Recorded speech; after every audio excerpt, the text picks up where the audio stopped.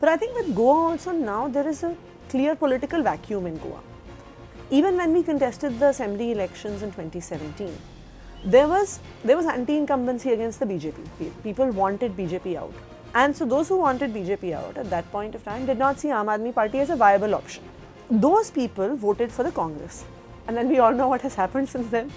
जिनको वोट दिया था बीजेपी को हटाने के लिए वो खुद ही बीजेपी में चले गए. So I think that people in Goa also now feel that some change is needed. But change की ज़रूरत है. And I think here it is that there is a scope for the politics of Aam Aadmi Party.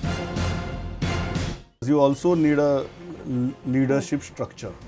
Right now, you initially built a leadership structure in Goa and it remained like that.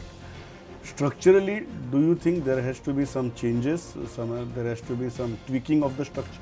That really is going to be the challenge, that is really going to be what we are going to be working on over the next year, is to not just build that one face who is going to be the face of Aam Aadmi Party, but to have these 40 faces in every assembly constituency. And Goa is also Goa may be different from Delhi, but so many parts of Goa are also so different from each other.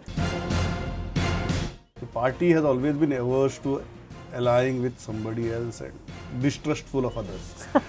So, after so many years in power, has that perspective changed, or you still stick to it when it comes to Goa and nationally? You trusted the Congress went into the 12 MLAs went into the BJP. Goa Forward Party, small party, built an entire campaign against the BJP. Where are they? Now with the BJP. So people who wanted to remove BJP voted for the Congress. And then what did Congress do? Congress effectively merged with the BJP. In the current political scenario, we do not see anyone with whom... Trustworthy नहीं कहूँगी कि जो जिसलिए हम politics में हैं वो भी उसी reason के लिए politics में है. The kind of response the anti-CAA agitation, pro-CAA agitation, how do you think, because you consider yourself not on the side of the right-wing parties, so how do you think not only your political party but all the political parties on the other side of the spectrum need to respond to this kind of campaign from the BJP, and whether the response has been adequate and sensible?